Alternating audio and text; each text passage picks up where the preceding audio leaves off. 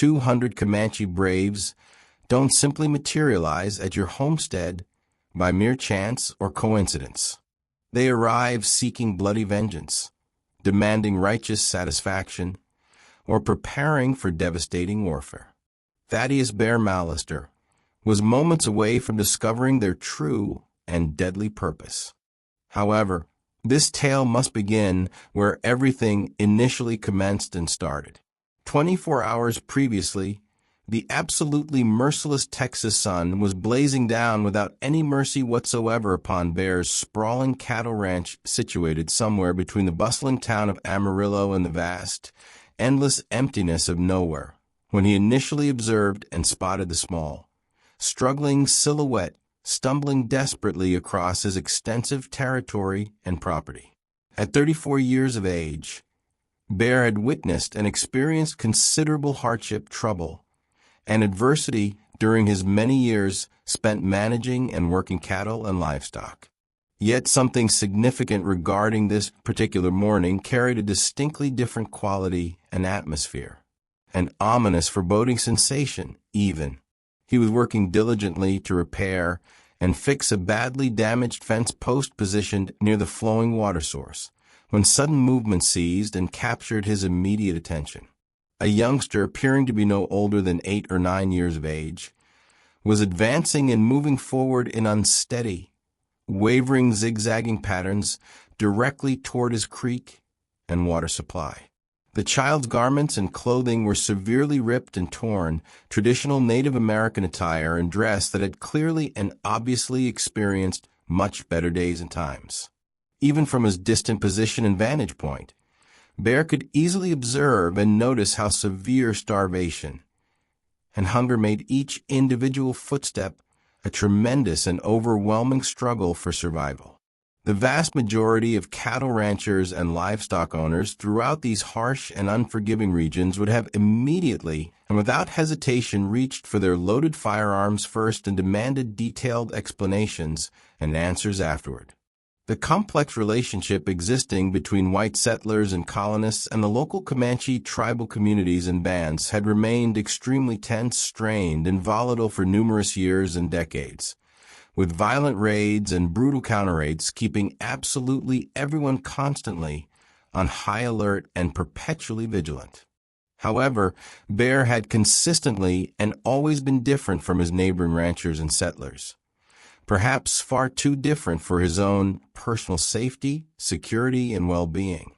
He carefully and deliberately set down his working tools and equipment and began walking slowly and cautiously in the direction of the mysterious child, ensuring his hands remained completely visible and his movements were deliberate, measured, and non-threatening in every possible way. As he drew closer and nearer to the small figure, he could clearly and distinctly see it was a young girl, her dark, expressive eyes appearing unnaturally large and prominent for her severely thin and gaunt face, her lips cracked, split, and damaged from severe dehydration and lack of water. She gazed upward at him with a complex expression combining raw fear and desperate desperation that struck him with the tremendous force of a physical punch delivered directly to his stomach and gut. The girl spoke rapidly and urgently in the Comanche language and dialect, using words and phrases he couldn't possibly understand or comprehend. But her meaning and intent were abundantly clear and unmistakable nonetheless. She was slowly starving to death, quite possibly and very likely hadn't consumed any food or sustenance whatsoever for several long days. Her small, delicate, trembling hands gestured repeatedly and frantically toward her mouth and lips, then pointed directly toward the flowing creek and water source, employing a universal language of desperate need and survival that successfully transcended any existing cultural barriers and differences between them. Bear found himself thinking deeply about his neighboring ranchers and settlers, contemplating and considering what their immediate reaction and response would be if they discovered and learned about him providing assistance and aid to a Comanche child. He carefully considered the numerous warnings and cautions he'd received while visiting town regarding recent escalating tensions and conflicts with the various tribal communities and groups. He thought carefully and thoroughly about the intelligent, smart thing to do, the safe, cautious, and prudent course of action that would protect and safeguard him from potential danger and harm. Then he looked directly and intensely into those desperately pleading and begging eyes once again and reached the fateful, life-changing decision that would completely and utterly change everything in his life forever and for all time. Without uttering a single word or sound, Bear carefully and gently scooped the girl up into his strong, capable arms. She weighed practically nothing at all, feeling almost weightless, and he carried her steadily and securely toward his modest, humble cabin and dwelling. She didn't attempt to resist his help or assistance, far too weak and exhausted to fight back or struggle even if she had possessed the desire or strength to do so. As he walked carefully across his property and land, he could distinctly feel her tiny, fragile body trembling and shaking continuously and persistently. Whether the shaking and trembling resulted from terror and fear, or hunger and starvation, or perhaps both combined together, he couldn't accurately determine or figure out. Inside his humble, modest, and simple cabin, Bear gently and carefully placed her down on his only available chair and moved quickly and efficiently to prepare nourishing, sustaining food. He possessed some remaining stew and broth left over from the previous evening, still maintaining adequate warmth on his reliable wood-burning stove, along with fresh, warm bread he had personally baked and prepared during that same morning. The rich, appetizing, and enticing smell and aroma of the prepared food seemed to somewhat revive and restore the girl, and for the very first time since their encounter, he witnessed something that might possibly have been hope and optimism flickering briefly and momentarily within her dark, expressive eyes.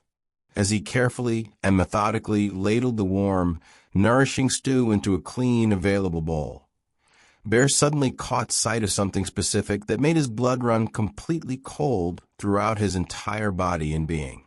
Around the girl's slender, delicate neck, partially concealed and hidden by her torn and severely damaged clothing and garments, was a highly distinctive and recognizable necklace featuring intricate, elaborate beadwork and specific patterns and designs he had definitely and certainly seen before on previous occasions. His elderly neighbor and friend, old Pete Morrison, had described and detailed those exact same patterns and designs to him just the previous week during a casual conversation and discussion.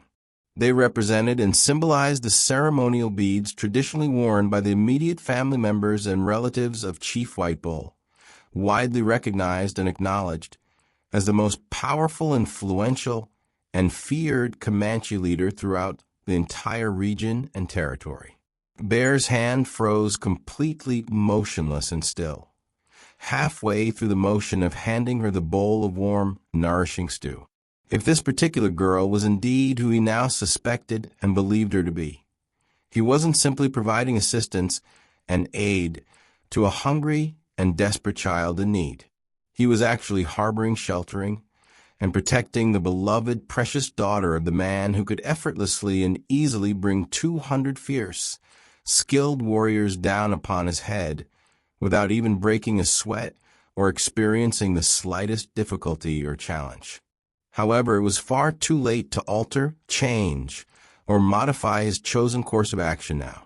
The girl was already reaching eagerly toward the food with her small, delicate, shaking hands, and Bear found himself completely unable to summon the heart, courage, or resolve necessary to turn her away from his door and property. He handed her the bowl of warm stew and watched intently and carefully as she consumed it with the desperate, frantic hunger and appetite characteristic and typical of someone who hadn't seen any food or sustenance whatsoever for multiple long days and nights. What Bear remained completely unaware and ignorant of was that approximately 20 miles away from his ranch property, a large Comanche search party and group had just successfully discovered and found the girl's clear, obvious trail leading directly and unmistakably toward his property and homestead, and Chief White Bull himself was personally riding and leading at the head of that particular party and group. His weathered, experienced face displayed and showed a mask of pure fury, rage, and profound grief and sorrow that promised absolutely nothing except serious trouble, danger, and potentially deadly consequences for whoever had dared to take, capture, or harm his precious, beloved daughter. The girl finished consuming her meal completely and entirely and looked up at Bear with something that might possibly have been genuine gratitude, appreciation, and thankfulness. However, as the afternoon shadows began steadily lengthening and stretching across his property and land, Bear couldn't manage to shake or dismiss the persistent, nagging feeling that he had just made either the absolute best decision of his entire life or the very last decision he would ever have the opportunity or chance to make. The exhausted girl fell into deep, peaceful sleep while sitting comfortably in Bear's chair within approximately 1 hour, with complete exhaustion finally overtaking and claiming her small, fragile body entirely. Bear covered her carefully and tenderly with his only available blanket, and covering and attempted earnestly to convince himself that he had done the morally right, correct, and proper thing. However, as evening steadily approached and darkness began to fall, that conviction and certainty began to crumble, deteriorate, and weaken significantly. The distinctive, unmistakable sound of multiple hoofbeats and horses on the dirt road leading to his property made his stomach drop and sink with overwhelming dread and apprehension. Bear peered cautiously and carefully through his small cabin window and observed his neighbor and friend, Cletus Hartwell, riding hard, fast, and urgently toward his cabin accompanied by 2 other men Bear easily recognized and knew from town, Deputy Sheriff Jake Morrison and the local preacher and minister, Reverend Thomas.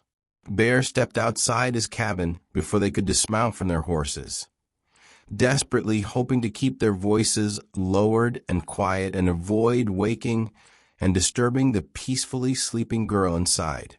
However, Cletus was already shouting and yelling loudly before his horse came to a complete stop. "Bear, you damn fool! What in the hell are you thinking about doing here?" Cletus's face was bright red and flushed with anger, fury, and something that distinctly looked and appeared like genuine fear and terror. Morrison here claims and says he observed smoke signals rising from the hills this afternoon. The Comanche are actively searching and looking for something or someone specific and particular. Deputy Sheriff Morrison nodded with a grim, serious expression and demeanor. "My father sent urgent word and communication from town. Chief White Bull's daughter went missing and disappeared 3 full days ago during a hunting party expedition and journey.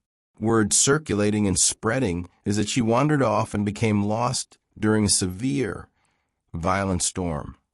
He paused deliberately and intentionally, studying Bear's face very carefully and intently.